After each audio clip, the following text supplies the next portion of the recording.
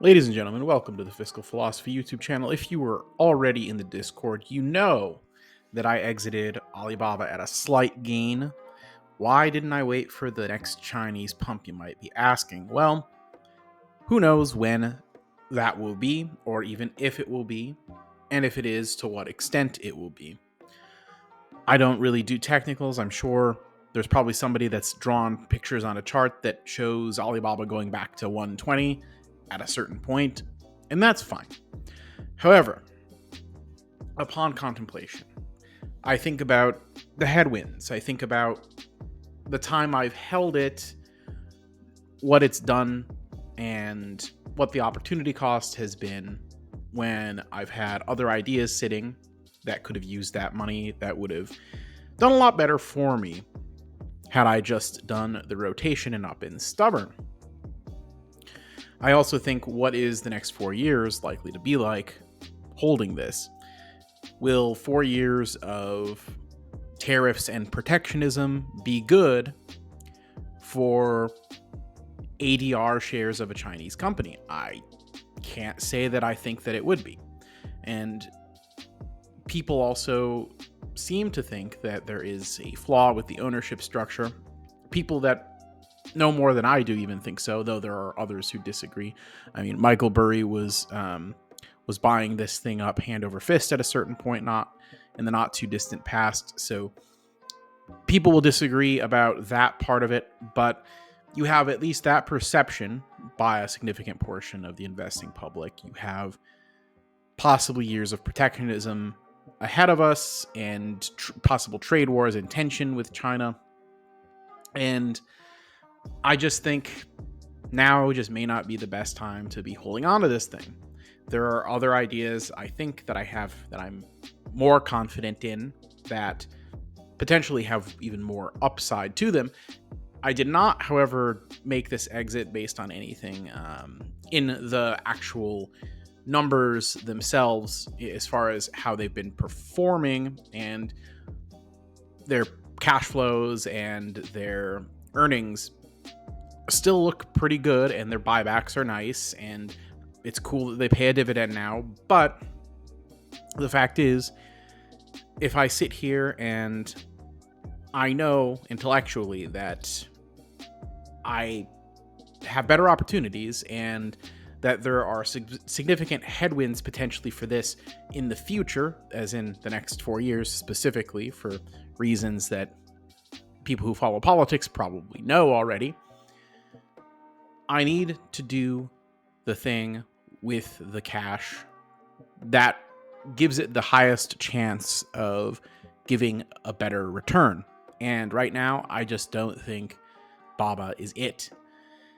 I could be wrong. Like, this could 10x tomorrow for all I know. But I think that I have other ideas that have a much higher probability of success over this next few years than Alibaba does. And I hope, honestly, for everybody that's still in, I hope that I'm wrong and that it does really well and it has a nice rally and everything. I just, at the moment, I'm not on that journey with you. For those of you that are still in this thing, I don't fault you. Look, 4.5% buybacks, that's absolutely wild. Those are, along with PayPal, it's one of the things that really kept me interested in this name, because they're like, okay, we're cheap, we're going to really press the gas on the buybacks. And they have done that. I think that 4.5% shares bought back in a year is pretty attractive when the stock is obviously pretty cheap compared to what they can do. And while I'm at it, their revenue growth, while it has slowed down, it is still there. So there isn't, to my view, a dying business narrative to be had here. It's sort of like PayPal, where the revenue didn't fall. It just, the growth has slowed down to a more reasonable pace. And even when you go over to the valuation metrics, if you refer to Alibaba as the, quote, Chinese Amazon, which I've said it's the Chinese Amazon basically in the past before as well. You look at anything from the PE to the price to free cash flow, price to operating cash flow, all come in cheaper than their American counterpart. And with the buybacks in place, etc., there's almost no question that this on paper is value. Um, like, I think anybody that runs any type of a value model on this, on the financials as they sit, would say, dang, this looks good. And I think a lot of the downside is more, I would say, like, more stilted towards the stock rather than the business. But if the tariffs and protectionism and stuff are especially bad, and there is like out and out trade wars that go on, it could end up affecting the underlying business too. So there's sort of almost double exposure, a double dose of risk of underperformance in this over the next few years. Multiple things that potentially drag it down.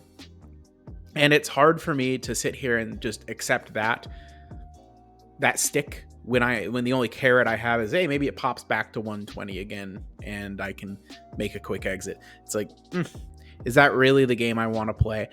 And I mean, there's an old saying, you cannot lose if you do not play, and that's just not the game I want to play.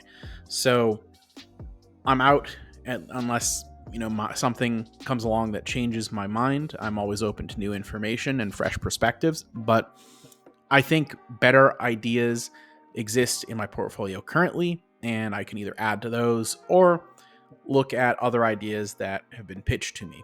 That's just where I'm at. Drop a comment below if you think the move out of Baba was wise or not, and why, of course. Give me your reasoning. Let me know if you still are in the stock and what your expectations are going forward, especially over the next, say, 4 years. As always, make sure that you're liking for the algorithm, subscribing to help grow my audience. My Discord is still linked in the description. You can also catch me Saturday, 8 p.m. Eastern, Cashflow Kings Live. We're at almost 1,000 subscribers on that channel. I really appreciate the help there.